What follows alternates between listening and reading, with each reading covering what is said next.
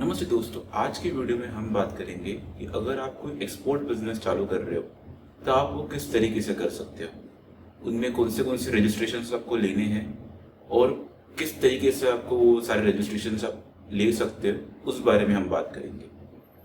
तो अगर आप कोई एक्सपोर्ट बिजनेस स्टार्ट करना चाहते हो तो आपको इनिशियली कुछ रजिस्ट्रेशंस हैं जो कंपलसरी होते हैं, जिनके पास रजिस्ट्रेशन जब कंपलसरी होते हैं, एंड कुछ डिपेंडिंग अपॉन योर बिजनेस, किस तरीके का आपका बिजनेस है, आपको रजिस्ट्रेशन लेने पड़ते हैं। तो हम एक एक करके हर एक रजिस्ट्रेशन के बारे में सीखते हैं इस वीडियो में डिटेल में, ठीक है। तो सबसे पहला रजिस्ट्रेशन जो आपको करना है वो है आपको कंपनी फॉर्म करनी है। कंपनी आपको इस तरीके से फॉर्म करनी है ताकि आपका जो बिजनेस रहे उस मॉडल को प्रॉपरली सपोर्ट करे। लाइक अगर आप एक प्रोप्राइटर हो और अगर आपको कोई आगे जाके आपको कहीं बाहर से फाइनेंस या फिर कुछ इन्वेस्टमेंट लेना है आपको किसी अपनी कंपनी में, तो उस केस में अगर आप प्रोप्राइटरशिप फॉर्म कर लेते हो और सारे बिजनेस लाइसेंसेस अगर उसके नाम पे करते हो एंड फिर आगे जाके अगर आपको कोई पार्टनर लेना है बिजनेस में तो आप नहीं ले पाओगे। तो उन सब चीजों को आपको मद्देनजर रखते हुए आपको आपका डिसीजन लेना है कि आपको प्रोप्राइटरशिप फॉर्म करनी है या फिर प्राइवेट लिमिटेड कंपनी फॉर्म करनी है या फिर एक पार्टनरशिप फॉर्म करनी है। अगर आपको कोई भाई वगैरह है, रिलेटिव है, तो उनके साथ अगर आपको बिजनेस स्टार्ट करना है तो आप उस तरीके से कर सकते हो। तो एक्सपोर्ट बिजनेस में आपको अगर काम करना है तो सबसे जो लोग मेजरली जो 4-6 तरह की कंपनीज फॉर्म करते हैं वो क्या, प्रोप्राइटरशिप हो गई, पार्टनरशिप हो गई, एलएलपी हो गई। पार्टनरशिप और एलएलपी में ये डिफरेंस है कि ये एलएलपी जो रहती है ये आरओसी में, रजिस्टर ऑफ कंपनीज में रजिस्टर्ड रहती है, और जो पार्टनरशिप रहती है वो रजिस्टर ऑफ फर्म्स में रजिस्टर्ड रहती है। तो डिफरेंस इतना ही ये दोनों है। बाकी जो एलएलपी रहती है इसमें लायबिलिटी आपकी लिमिटेड रहेगी, वही पार्टनरशिप में आपकी लायबिलिटी अनलिमिटेड रहेगी, ठीक है। Next is private limited, public limited company, और है एचयूएफ। एचयूएफ सिर्फ एचयूएफ मतलब हिंदू अनडिवाइडेड फैमिली। ये सिर्फ हिंदू जो फैमिली बिजनेसेस है वो लोग इसको फॉर्म कर सकते हैं। अगर आपका कोई परिवार है, आप हिंदू हो और आपका परिवार है, आप ये टाइप ऑफ कंपनी फॉर्म करके भी आपका एक्सपोर्ट बिजनेस स्टार्ट कर सकते हो। तो एक बार आपकी कंपनी फॉर्म होती है, नेक्स्ट स्टेप आता है आपका जीएसटी रजिस्ट्रेशन का। देखो, काफी लोग बोलते हैं कि हमारा टर्नओवर 20 लाख जो थ्रेशोल्ड है जीएसटी के, 20 लाख अगर सर्विसेज के लिए एंड 40 लाख अगर आपका एक्सपोर्ट बिजनेस है तो ये जो टर्नओवर्स है ना, ये इंटरस्टेट विद इन सिटी, अगर आप विद इन अ कंट्री अगर आप काम कर रहे हो तो उस केस में एप्लीकेबल है। मगर अगर आप मर्चेंट एक्सपोर्टर हो और आपको गुड्स एक्सपोर्ट करने हैं तो इस केस में आपको जीएसटी नंबर लेना कंपलसरी है, ठीक है। तो merchant exporters are compulsory required to obtain GST registration. And दूसरा एक रहता है कि अगर आप एक्सपोर्ट कर रहे हो तो उस केस में आपको जो जीएसटी लगेगा, जैसे हम नॉर्मल केस में देखते जीएसटी 18% पे लगता है, तो एक्सपोर्ट के केस में जीएसटी 18% पे नहीं लगता है, जीएसटी आपका 0% पे लगता है, ठीक है, जीरो रेटेड सप्लाई। तो आपको जीएसटी कुछ पे नहीं करना रहेगा, बट आपको जीएसटी नंबर लेना कंपलसरी रहेगा एक्सपोर्ट के केस में, अगर आप गुड्स एक्सपोर्ट करना चाहते हो तो, ठीक है। थर्ड आपका जो कंप्लायंस रहता है वो है इंपोर्ट एक्सपोर्ट कोड, जिसको आईसी भी बोलते हैं। Import export code directorate generate of foreign trade, जिसको हम शॉर्ट फॉर्म में बोलते हैं डीजीएफटी, ठीक है। डीजीएफटी जो है ये इनका वेबसाइट भी नाम भी dgft.gov.in इनका वेबसाइट का नाम है। आपको यहाँ से एक इंपोर्ट एक्सपोर्ट कोड लेना पड़ता है। अगर आप इंपोर्ट एक्सपोर्ट का बिजनेस स्टार्ट कर रहे हो तो एक प्राइमरी रजिस्ट्रेशन हो जाता है आपके लिए कि आपको ये आईसी जो नंबर रहता है वो लेना पड़ता है। आईसी नंबर कुछ डिफरेंट अलग नंबर नहीं होता है, बेसिकली आपको जो कंपनी जो ऑर्गेनाइजेशन रहेगा आपका, उसका जो पैन नंबर रहता है वही होता है। अगर किसी का पुराना रजिस्ट्रेशन रहेगा पहले से, तो पहले उनको एक कोड मिल जाता है, नंबर टाइप कोड मिलता था उनको। बट करेंटली जो भी बिजनेसेस न्यू फॉर्म हो रहे हैं जो इंपोर्ट एक्सपोर्ट कोड के लिए अप्लाई कर रहे हैं, तो उनने वो स्टैंडर्डाइज कर दिया, जो पैन नंबर रहेगा आपका वही आपका इंपोर्ट एक्सपोर्ट नंबर रहेगा, ठीक है।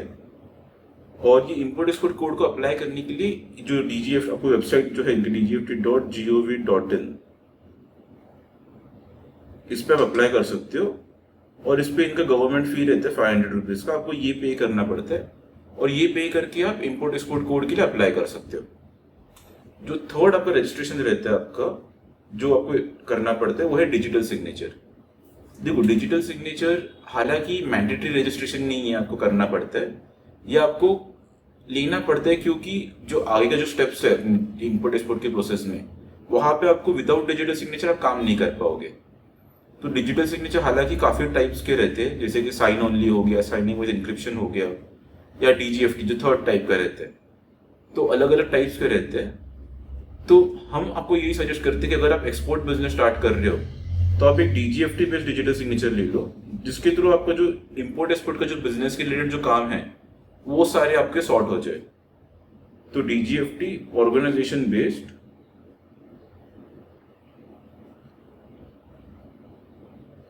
डीएसी, ये डिजिटल सिग्नेचर आपको इंपोर्ट एक्सपोर्ट कोड नंबर लेने के बाद बनाना है, ये ध्यान में रखिए, क्योंकि जो डिजिटल सिग्नेचर रहेगा उसमें आपका इंपोर्ट एक्सपोर्ट कोड नंबर ही मेंशन करना जरूरी रहता है। तो ये आप उसको आगे जाके सर्टिफिकेट ऑफ ओरिजिन हो गया, आईएस गेट वेबसाइट हो गई, या फिर डीजीएफटी के वेबसाइट पे कोई और फॉर्म आपको अपलोड करना है, ई कॉम एप्लीकेशन हो गए, आपको कुछ भी करना है, तो उस सिचुएशन में आपको ये डिजिटल सिग्नेचर सब जगह पे चल जाएगी।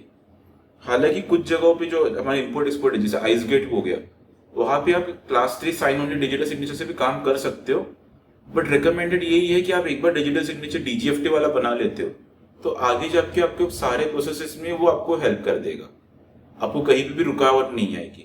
ठीक है, तो हमारा कंपनी डिजिटल सिग्नेचर्स भी प्रोवाइड करता है। तो उसकी जो प्राइसिंग है यहाँ पे लिखी हुई है, like with token and without token क्या प्राइसेस रहेंगे उसके, वो सारे मेंशन्ड है। हालांकि मेजोरिटी लोग जो है डिजिटल सिग्नेचर 2 साल के लिए बना लेते हैं, विद टोकन जो रहता है उसका 2700 चार्जेस आता है, उस खर्चा आएगा उसका आपको। ठीक है, जो थर्ड फिफ्थ प्रोसेस है वो है आईएस गेट रजिस्ट्रेशन। अभी आईएस गेट रजिस्ट्रेशन को नाम हम लोग कोई लोग एडी कोड रजिस्ट्रेशन भी बोलते हैं, कोई ड्रॉबैक रजिस्ट्रेशन भी बोलते हैं। तो मैं क्विकली आपको एक प्रोसेस एक्सप्लेन कर देता हूँ कि आईएस गेट रजिस्ट्रेशन होता क्या है। तो मैं आपको सिंप्लीफाई करने के लिए आईएस गेट रजिस्ट्रेशन को 3 पार्ट्स में डिवाइड करता हूँ। स्टेप 1 रहेगा ICEGATE registration, step 2 AD code, और स्टेप 3 ड्रॉबैक रजिस्ट्रेशन। तो आईएस गेट क्या है? आईएस गेट एक गवर्नमेंट का पोर्टल है। अगर आपको इंपोर्ट या एक्सपोर्ट कर रहे हो तो आपको जो सारे जो बिल्स वगैरह रहते हैं, पोर्ट रजिस्ट्रेशन वगैरह, आपको वो सारा काम ये आईएस गेट के पोर्टल पे करना पड़ता है। ठीक है, तो आईएस गेट के पोर्टल पे पहले हमें रजिस्ट्रेशन करना पड़ता है। रजिस्ट्रेशन आपको 1 से 2 दिन में यूजुअली आ जाता है, आपका रजिस्ट्रेशन मतलब यूजर आईडी पासवर्ड। तो ठीक है, अब जैसे कि हमने लास्ट स्टेप में डिस्कस किया था कि आपको डिजिटल सिग्नेचर का रिक्वायरमेंट रहेगा, तो ये आईएस गेट जो पोर्टल है यहाँ पे आपको डिजिटल सिग्नेचर का रिक्वायरमेंट पड़ेगा। यहाँ पे आप साइन ओनली डीएसी भी यूज कर सकते हो, या डीजीएफटी डिजिटल सिग्नेचर जो हम रेकमेंड कर रहे हैं आपको बनाने के लिए, अगर आप इंपोर्ट एक्सपोर्ट के बिजनेस में आप घुस रहे हो तो। ठीक है, तो पहला काम होता है हमें ICEGATE registration. Second step होता है हमारा AD code registration. AD code basically, AD code मतलब ऑथराइज्ड डीलर कोड। ये आपके बैंक को आरबीआई ने एक कोड दिया हुआ रहता है, जैसे आपका आईएफएससी कोड रहता है आपका। तो बैंक ने जो बैंक रहते हैं, लाइक अभी हर एक बैंक के काफी ब्रांचेस रहते हैं, और हर एक ब्रांच फॉरेन एक्सचेंज में, लाइक फॉरेक्स में डील नहीं कर सकते। तो आरबीआई ने क्या किया है, कुछ ब्रांचेस को परमिशन दी है to deal in foreign exchange. तो उस ब्रांच के पास अपना एडी कोड नंबर रहता है, 7 डिजिट का कोड रहता है बैंक के पास, जो आरबीआई ने बैंक को इशू किया है।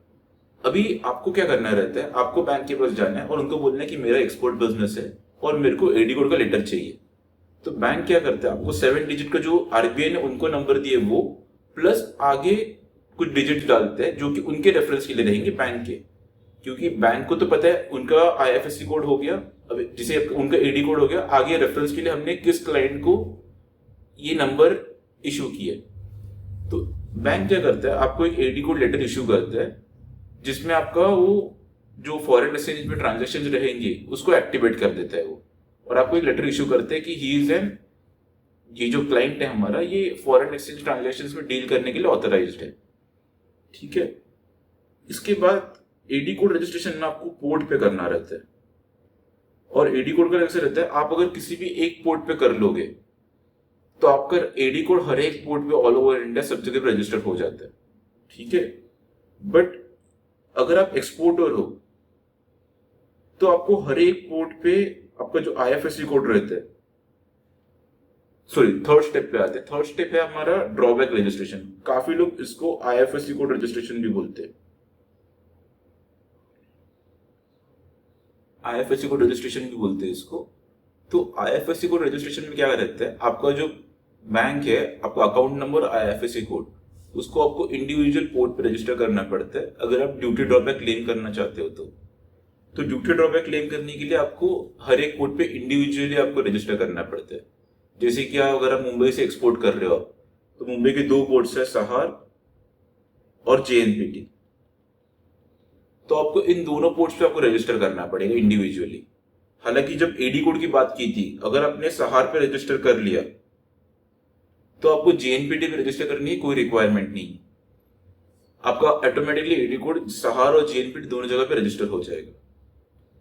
तो ये 5 रजिस्ट्रेशन आपको मैंडेटरी कराने पड़ते हैं अगर आप एक्सपोर्ट बिजनेस स्टार्ट कर रहे हो तो। ठीक है। उसके बाद डिपेंडिंग अपॉन योर बिजनेस, आपका बिजनेस किस तरीके का है या फिर आप प्रोडक्ट कौन से एक्सपोर्ट कर रहे हो, आपको कुछ एडिशनल रजिस्ट्रेशन करने पड़ते हैं। जैसे कि आपको हो गया फसाई। फसाई में आपको एक सेंट्रल लाइसेंस लेना पड़ता है।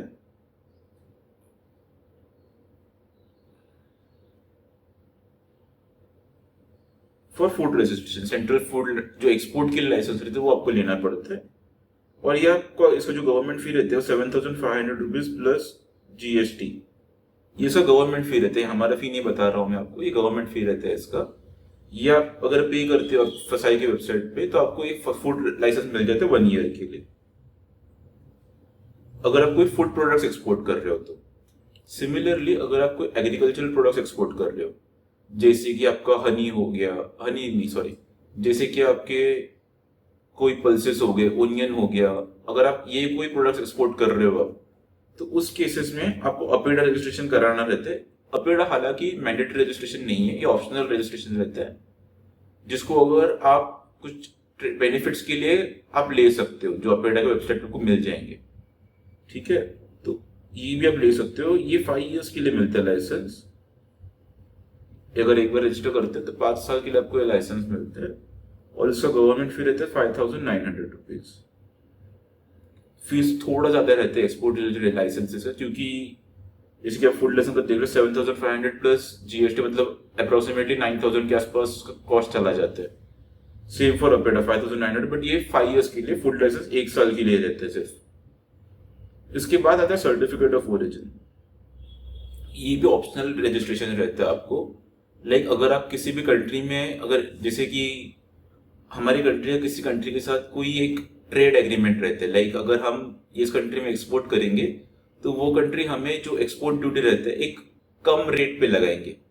तो अगर हमारी कंट्री का किसी कंट्री के साथ ऐसा ट्रेड एग्रीमेंट रहेगा, लाइक फॉर एग्जांपल एक साफ्टा करके रजिस्ट्रेशन रहता है, जिसमें हमारी कंट्री का नेपाल एंड जो नेबरिंग कंट्रीज है साउथ एशियन कंट्रीज के साथ एक एग्रीमेंट है, जिसमें अगर हम इंडिया से कोई गुड्स एक्सपोर्ट कर रहे हैं तो वो लोग एक प्रेफरेंस देते हैं और ड्यूटी थोड़ा कम लगाते हैं।